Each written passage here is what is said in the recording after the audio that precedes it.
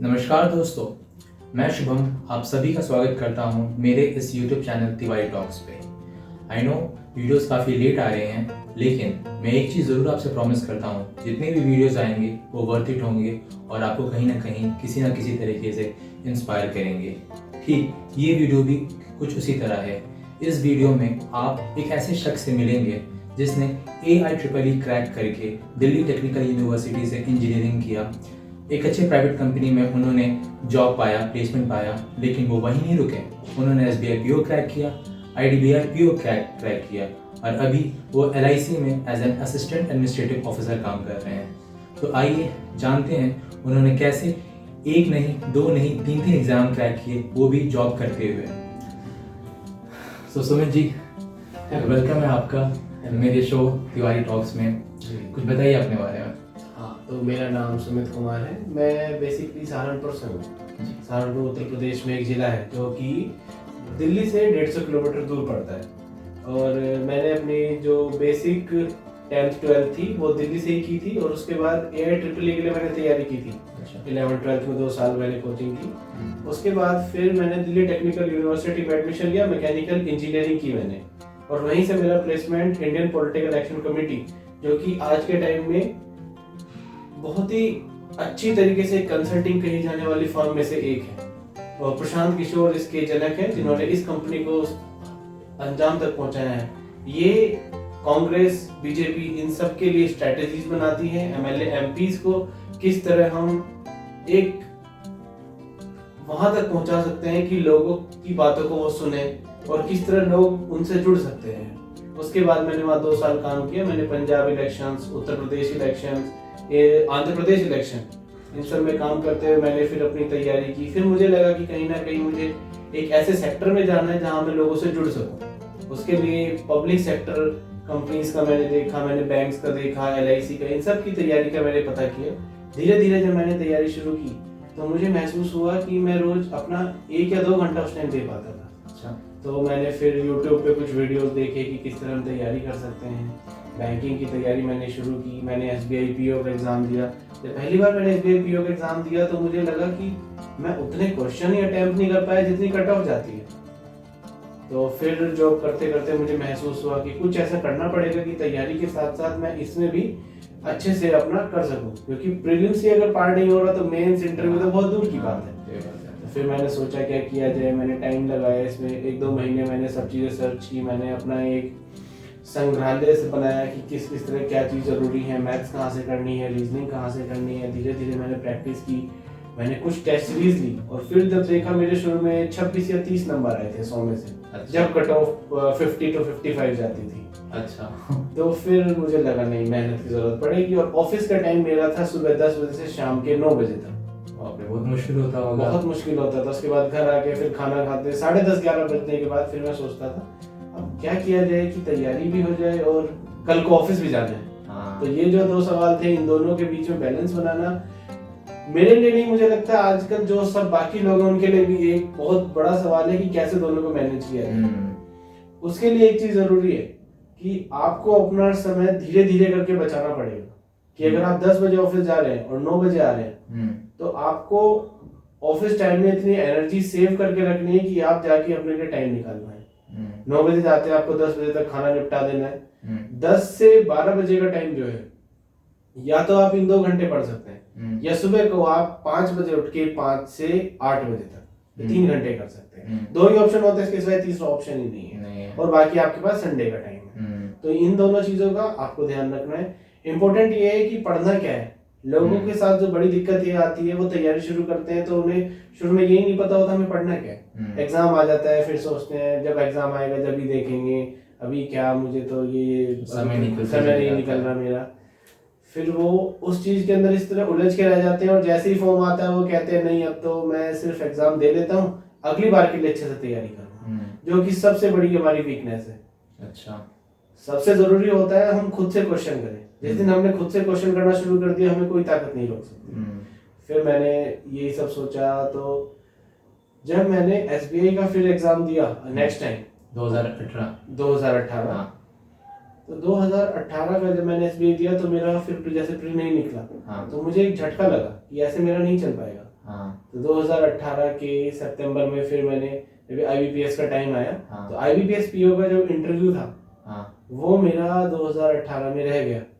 अच्छा, तो आप एक इंटरव्यू बहुत- तक पहुंच गए थे? हाँ, 2018 के इंटरव्यू को जब मैंने दिया, हाँ। वो मेरा रह गया। तो फिर से एक झटका लगा हाँ। कि ऐसे तो बहुत बड़ी दिक्कत है, क्योंकि आपको एक बार एक एग्जाम में फेल होते रहेंगे और आप जॉब भी करते रहें, तो उस तरह आपको प्रॉब्लम होती है। आप अंदर अंदर हिट करते हो कि क्या ऐसा लैग कर रहा हूँ मैं कि मिस सब चीजें हो रही हैं, कि कहीं ना कहीं गड़बड़ है। तो फिर मैंने रोज की एक टेस्ट लगाना शुरू किया। अच्छा, रोज की एक टेस्ट? हाँ, पढ़ना, उसके बाद पहले टेस्ट, उसके बाद ये सोचना है कि टेस्ट में नंबर किस तरह बढ़ाने हैं। अच्छा। यही मेरा एजेंडा था बस उस टाइम। हाँ।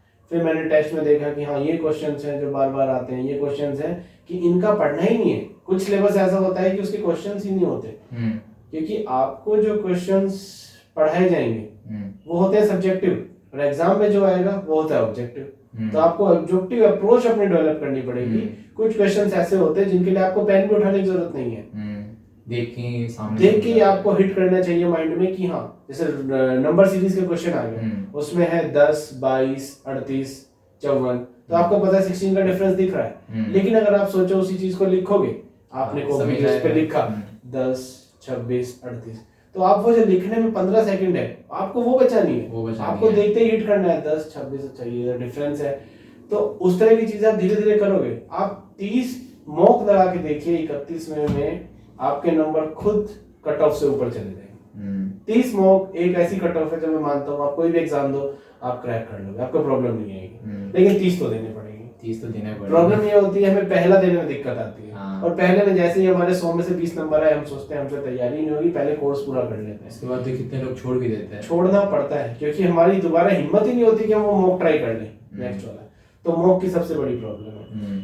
तो जब मेरे ये 4-5 एग्जाम हुए नहीं निकले, तो मुझे लगा कि कुछ अप्रोच में गलत है, कि कुछ मेरा सिलेबस छूटा हुआ है। जब मैंने सिलेबस छोड़ के सिर्फ मॉक लगाना शुरू किया, अच्छा। एक टाइम के बाद मेरे मॉक्स में 100 में से 60-70 नंबर जब पार होने लगे। अच्छा, तो कभी एक समय 20-22 आते थे, अब 60 आने लगे। 60-70 मतलब इतना अच्छा लगता था। फिर मुझे खुद से रोज आने लगे मुझे मॉक देना है। मतलब मॉक के से मुझे कुछ अच्छा ही नहीं लगता था। ऑफिस से आए, मॉक देते अपना बैठ के। तो मॉक सबसे अच्छी चीज जो मुझे लगी। और इतने पहले तो प्लेटफॉर्म्स भी नहीं थे 3 साल पहले। आज के टाइम में प्लेटफॉर्म्स अवेलेबल है, बहुत अवेलेबल। 2 साल पहले दिक्कत आई जब मॉक के बाद की क्वेश्चंस कहाँ से प्रैक्टिस करूं, तो उनके प्रैक्टिस के लिए ढूंढना पड़ता था। लेकिन आज जिस तरह से सब चल रहा है, सारी ऑनलाइन प्लेटफॉर्म्स हमारे लिए ऑनलाइन अवेलेबल हैं। और अगर किसी को ये प्रॉब्लम है कि हम ऑनलाइन कोई कोर्स नहीं ले सकते, आप सिर्फ टॉपिक का नाम यूट्यूब पर डाल दीजिए, आपको हर टॉपिक के 20 से 30 वीडियोस ऐसे खुल जाएंगी कि आपको कोई प्रॉब्लम नहीं आएगी। हर टॉपिक आप यूट्यूब से कवर कर सकते हैं, आपको किसी तरह का कोई कोर्स लेने की जरूरत नहीं है। टेस्ट सीरीज आपको 1-2 देखनी पड़ेगी, 1-2 कोई टेस्ट सीरीज आप ले लो, आपको किसी तरह की कोई प्रॉब्लम नहीं है। आप कौन से टेस्ट सीरीज से प्रैक्टिस करते थे?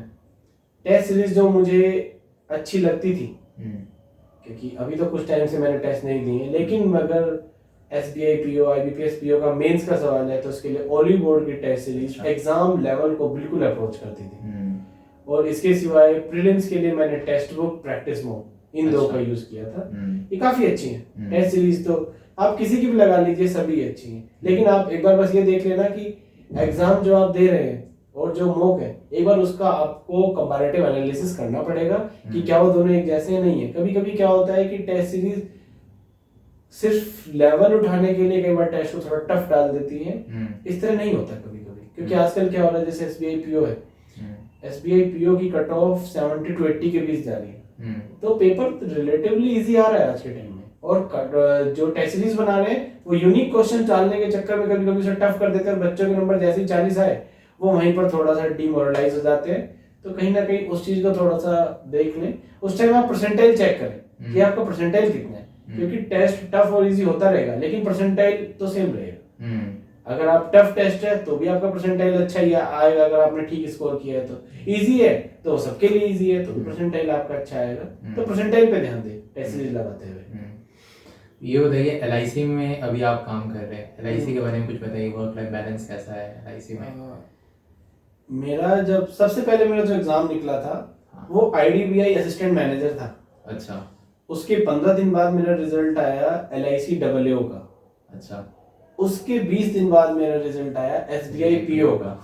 तो ये जब तीनों पेपर एग्जाम हो गए, मैं घर बैठा हुआ था, बात कर रहा था सबसे, तो कुछ लोगों ने कहा SBI बहुत अच्छा है, SBI का इतना नाम है, आपको SBI में ही जाना चाहिए। लेकिन जब मैंने सब देखा इधर उधर से, मिलता SBI PO की वर्क लाइफ बैलेंस आज के टाइम में बहुत ज्यादा खराब है। वो जॉब जितनी अट्रैक्टिव दूर से लगती है, पास से उतनी ज्यादा खराब है। कोई भी SBI PO सुबह 9 बजे अगर ऑफिस जा रहा है तो रात के 9 बजे से पहले वो घर नहीं आ सकता। वो कोई तरह का लाइफ में एक्स्ट्रा एक्टिविटीज नहीं है उसकी। LIC में सुबह 10:30 जाना है तो शाम को 6 बजे तक आप फ्री हो। 6 बजे के बाद आपको कोई ऐसा वर्कलोड नहीं है। आपके ऊपर किसी महीने में वर्कलोड आ भी गया तो ज्यादा से ज्यादा आप 3 दिन महीने में 7 बजे तक रुकोगे, उसके सिवाय कोई बात नहीं वर्कलोड। ऐसा कोई वर्कलोड नहीं है, बहुत ही अच्छी जिंदगी है LIC में। और प्रमोशंस भी अच्छे हैं, ऐसी बात नहीं है, सैलरी भी अच्छी है, प्रमोशंस भी अच्छे हैं, किसी तरह की प्रॉब्लम नहीं है। आप अच्छे से LIC में अगर आते हैं तो कोई प्रॉब्लम नहीं है, आप काफी कंफर्टेबल लाइफ जिएंगे यहाँ पे। लगातार SBI PO, IDBI PO और LIC आपका 3 जॉब लगा, खुशी तो उसमें बहुत हुई होगी। हाँ, खुशी तो थी एक बात की कि हाँ उस टाइम तो फिर थोड़ा सा अच्छा लगा, तो कुछ टाइम के लिए तो मतलब एक रहता है आपको कि अब आप कंफर्टेबल हैं, थोड़ा सा आप घूम फिर सकते हैं, क्योंकि उससे पहले तो जॉब और पढ़ाई के चक्कर में 2 साल ऐसे निकले हैं कि अपना ही नहीं पता चला कहाँ है कहाँ नहीं। तो एक स्ट्रगल का टाइम होता है जो आपको देना पड़ता है। वो स्ट्रगलिंग टाइम के बारे में कुछ बताइए अपने। स्ट्रगल का टाइम, हाँ ऐसा था कि मैंने आपको बताया कि जॉब के बाद शाम को फिर पढ़ना होता था, तो उसके बाद संडे में भी, क्योंकि फ्रेंड्स जो थे एक बार जॉब में आ गए, फ्रेंड्स का क्या रहता था चलो आज संडे है घूमने चलते हैं, लेकिन मैं उस टाइम मुझे मना करना पड़ता था। उस टाइम लगता था यार एक तो एग्जाम नहीं निकल रहे, ऊपर से मैं कहीं जा भी नहीं पा रहा, तो अंदर ही अंदर एक फीलिंग आते थे नहीं यार छोड़ देते। लेकिन फिर लगता था नहीं, अगर आज छोड़ दिया तो नहीं हो पाएगा, इस तरह छोड़ने में खुद को रिग्रेट रहेगा। तो वो सबसे एक टाइम आता है कि आपको खुद को रोकना होता है, नहीं अब मुझे डिमोरलाइज नहीं होना है, मुझे रुकना नहीं है। डिमोटिवेट आप होंगे कि हाँ मेरे पास तो जॉब है प्राइवेट सेक्टर में, क्यों किस तरह की प्रॉब्लम है। और वो जॉब अच्छी भी थी, कंसल्टिंग की फर्म काफी अच्छी थी वो, मतलब वहाँ पैसे भी बहुत अच्छा था, आपकी लाइफ बहुत अच्छी थी, आप लीडर्स से मिलते थे, तो काफी आज के लोगों को काफी अट्रैक्टिव लगती है। LIC में लोग मुझे कहते हैं आप वहां से क्यों छोड़ गए, लेकिन इस तरह की जॉब आप 1 या 2 साल कर सकते हो, उसमें मूवमेंट बहुत ज्यादा थी। आपको 7 दिन में पंजाब से यूपी भी जाना पड़ जाता है, 10 दिन में आपको यूपी से आंध्र प्रदेश जाना पड़ जाता है, ट्रैवलिंग बहुत एग्जॉस्टिव थी वहां पर। लेकिन ये कि स्ट्रगल के टाइम को आपको अगर एंजॉय करना आ गया, आप लाइफ में कुछ भी कर लेंगे। आपने उस समय कुछ सैक्रिफाइसेस दिए हैं, जो आपके फ्रेंड्स चाह रहे थे घूमना, आप मना किए, उस टाइम वो काम आई कि आपकी सैक्रिफाइसेस उस समय काफी था। अच्छा, तो एस्पिरेंट्स को एक चीज़ क्या बताना चाहेंगे जो एक एस्पिरेंट को एक सक्सेसफुल कैंडिडेट में चेंज कर देता है, ट्रांसफॉर्म कर देता है, वो क्या एक चीज़ है जो अगर वो अपना लें तो वो एक सक्सेसफुल कैंडिडेट बन जाएंगे? हाँ, तो एस्पिरेशंस, क्योंकि मैंने दिल्ली में देखे हैं जिसकी लोगों की बहुत एस्पिरेशंस भी होती हैं, और कैंडिडेट जो हमारे होते हैं उनको थोड़ा सा ये रहता है कि एक अच्छी अप्रोच नहीं मिलती कि किस अप्रोच के साथ वो आगे बढ़े। तो मुझे जो लगता है इसमें सबसे ज़रूरी चीज़ है वो ये है कि वो खुद की बॉडी और माइंड पे कंट्रोल रखें कि हम क्या कर रहे हैं क्या नहीं कर रहे हैं। सबसे बड़ी प्रॉब्लम क्या होती है कि लोग ने अगर कोई क्लास ज्वाइन कर ली कि मैं इस क्लास में ज्वाइन कर लेता हूँ, मैं तैयारी करता हूँ, तो वो सोचते हैं कि क्लासेस से सब कुछ हो जाएगा, उसके बाहर कुछ करने का थोड़ा सा, तो वो जो होता है ना वो अंदर से लाना पड़ेगा आपको कि हाँ मुझे तो मार्क्स लाने हैं, सिलेबस होना हो मुझे मार्क्स लाने हैं। और बैंक्स के एग्जाम आजकल ऐसे हो रहे हैं कि आप क्लास नहीं भी कर रहे हो ना, अगर आपकी अप्रोच अच्छी है तो आप कर लोगे। एग्जाम्स काफी अच्छे हैं, यूट्यूब पे सब कुछ अवेलेबल है, बस आपको कोशिश करनी पड़ेगी। बाकी कुछ चीजें हैं जो मैं बताना चाहूंगा। ये जो स्ट्रक्चर है, हम किसी भी चीज की तैयारी शुरू करते हैं तो हमें लगता है कि बहुत ज्यादा है पढ़ने को, लेकिन अगर एक बेसिक स्ट्रक्चर रखते हैं कि शुरू से थोड़ा थोड़ा शुरू करें तो हमारी तैयारी कहीं ना कहीं बिल्कुल ठीक हो जाएगी। अगर आपको रीजनिंग से शुरू करना है तो सिर्फ पजल्स और सिटिंग अरेंजमेंट की इतनी प्रैक्टिस कर लें कि आपको लगे कि अब रीजनिंग सिटिंग अरेंजमेंट का कोई भी क्वेश्चन आ जाए तो हम आराम से कर लेंगे। उसमें ज़्यादा से ज़्यादा आपको 3 या 4 हफ्ते लगेंगे, लेकिन उन 3-4 हफ्ते लगाने से आप 35 में से 20 नंबर कम से कम ले आएंगे 12 मिनट के अंदर। 20 मिनट का आपको टाइम मिलता है रीजनिंग में, आप आराम से 20 नंबर स्कोर कर लेंगे अगर आपने सिर्फ पजल्स और सिटिंग अरेंजमेंट को रीजनिंग के अच्छे से तैयार कर लिया। रीजनिंग में कम से कम 12 चीजें हैं जो आपको तैयार करनी है, लेकिन सिर्फ ये 2 चीजें करके, पजल्स और सिटिंग अरेंजमेंट, आप 20 नंबर ले आएंगे कम से कम। क्वांट डीआई, नंबर सीरीज की कोई भी एक सेट उठा लो, गूगल कर लो, 150 क्वेश्चन आपके गूगल हो जाएंगे या कहीं भी आपको अवेलेबल हो जाएंगे। 150 से 200 क्वेश्चन 3 दिन लगातार बैठ के नंबर सीरीज लगाओ, आपको कोई प्रॉब्लम ही नहीं आएगी। यहाँ से सीधे 5 नंबर तैयार। क्वाड्रेटिक इक्वेशन सीधा पूरा का पूरा एक सेट उठा लो, गूगल कर लो, 3 दिन दिमाग में सिर्फ एक चीज सोचो, मुझे क्वाड्रेटिक ऐसा करना है 3 दिन के अंदर कि मुझसे कोई क्वेश्चन पूछ ले मैं बिल्कुल खत्म कर दूंगा। ये आपके 5 नंबर तैयार। डीआई कम से कम 10 से 15 नंबर देता है। डीआई के लिए एक चीज है, आप मॉक जब लगाते हैं, किसी भी तरह का मॉक लगा लो या प्रैक्टिस कर सकते हैं आप कहीं से भी, वहां से आपके 10 नंबर सीधा कवर हो जाएंगे। बहुत बेसिक लेवल के डीआई आते हैं, 2 वेरिएबल्स होते हैं उसमें, तो परसेंटेज होगा या पाई ग्राफ बना दिया, उस तरह से उस पर कमांड बना लो आप सिर्फ अपनी। अप्रोक्सीमेशंस जहां भी आपको लगे 11 इंटू 26 कर दिया या 12 इंटू 29 कर दिया, आप इसे सीधा कर सकते हैं। 11 इंटू 25 कर सकते हैं आप इसे 12 इंटू 30 कर दें। इस तरह से आपको धीरे धीरे प्रैक्टिस करके पता चल जाएगा कि मैं अगर अप्रोक्सीमेशन में इतना चेंज करता हूं तो मेरा फाइनल आंसर में कितना चेंज आ जाएगा। इस तरह की आप खुद से थोड़ी थोड़ी प्रैक्टिस करें। ये 4 टॉपिक करते ही आप ज्यादा नहीं 25 नंबर 35 में से सीधा ले आएंगे। ज्यादा कोई एफर्ट भी देने की जरूरत नहीं है। जो मिसलेनियस क्वेश्चंस आते हैं, अगर आपको लगता है कि 25 नंबर आपके कवर हो रहे हैं तो उसके ऊपर जाइए, नहीं तो मिसलेनियस मत देखो। मिसलेनियस इन सबसे ज्यादा टाइम ले लेगा और 10 नंबर भी आपको अच्छे से नहीं दे पाएगा। रीजनिंग इंग्लिश में आरसी के लिए द हिंदू का रीडिंग, द इकोनॉमी पेज और एडिटोरियल, सिर्फ ये 2 पेज पढ़ने हैं आपको। आप आरसी पे कमांड बना लेंगे अगर आपने 90 दिन इसे अच्छे से पढ़ लिया। 90 डेज आप ये पढ़ लो, आरसी में आपको प्रॉब्लम नहीं आएगी। 10 मॉक लगाते ही आपकी आरसी कवर है, 10 नंबर कम से कम आप हाथ में ले आएंगे। ग्रामर के लिए आपको 8 से 10 लेक्चर पूरे देखने पड़ेंगे यूट्यूब के ऊपर। Noun, pronoun, adjective, adverb, phrasal nouns, इस तरह से आपको चीजें अलग अलग इसमें कवर करनी पड़ेगी। लेकिन पूरे इंग्लिश में ग्रामर में आप वो 10 वीडियोस देख के आसानी से स्कोर कर सकते हैं। ये पूरा स्ट्रक्चर है प्रीलिम्स के लिए। तो मेंस की बात करते हैं।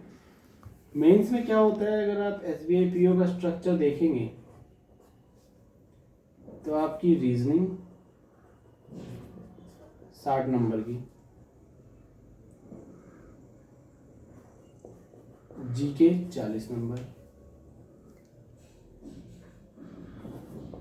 क्वांट 60 नंबर, इंग्लिश 40 नंबर,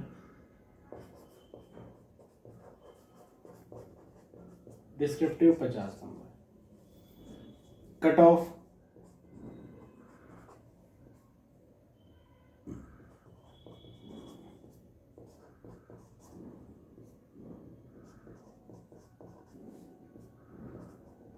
ये कट ऑफ होती है एसबीआई पीओ के मेंस में।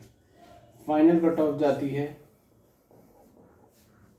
120 250 में से। रीजनिंग में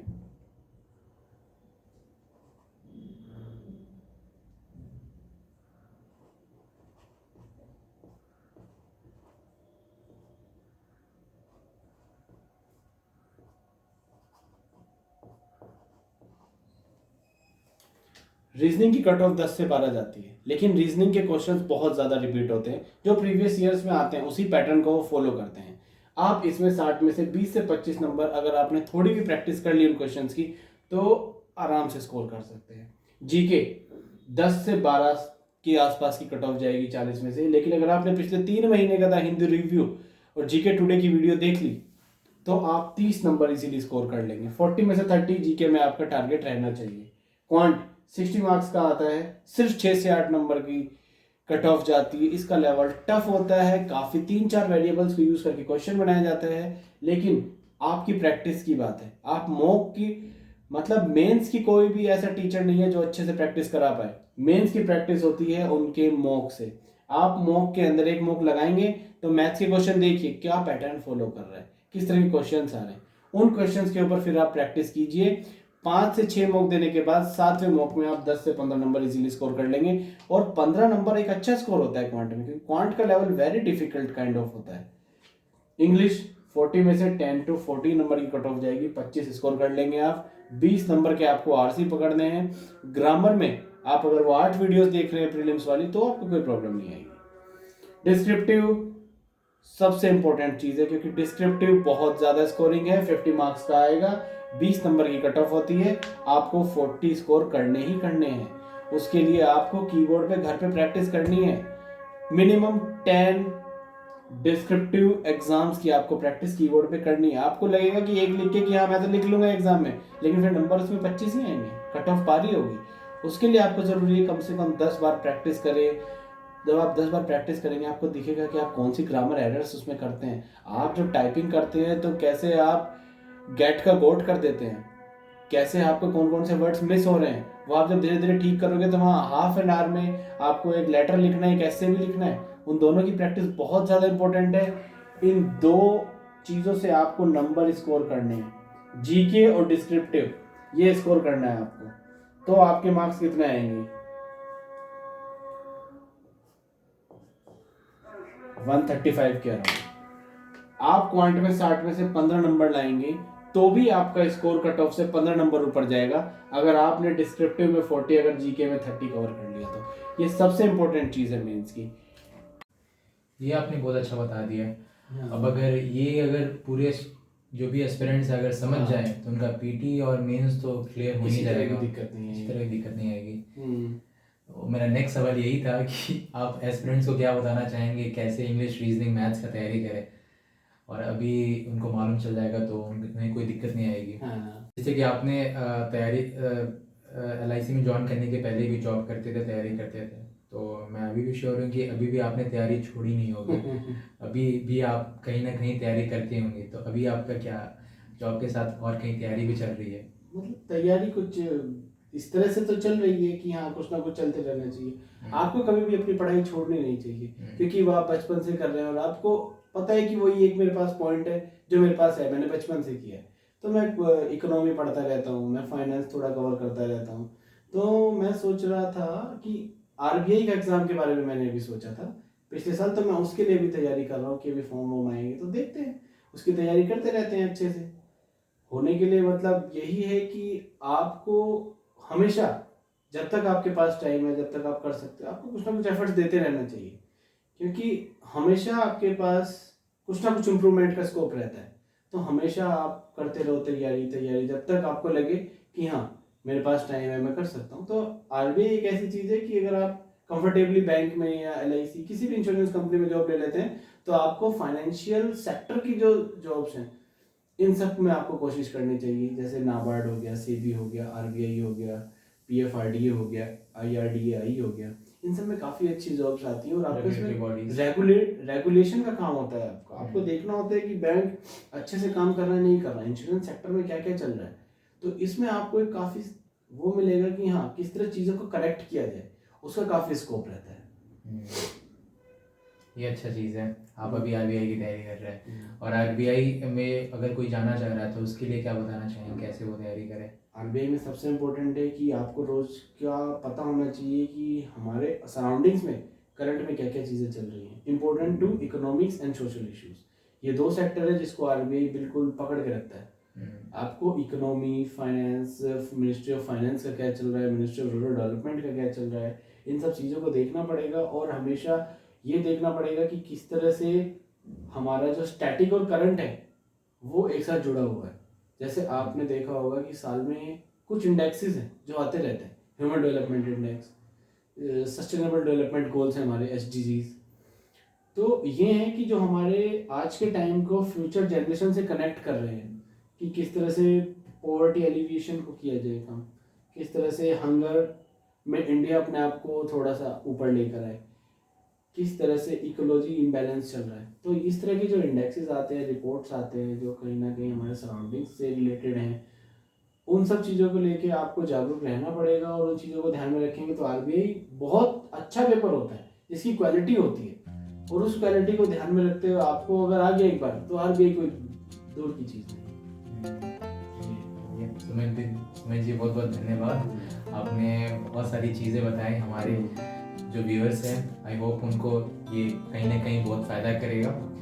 आप अगर आपको और कुछ भी जानना हो तो आप कमेंट करके पूछ सकते हैं, आपको उसका आंसर हम सब नेक्स्ट वीडियो में देना चाहेंगे।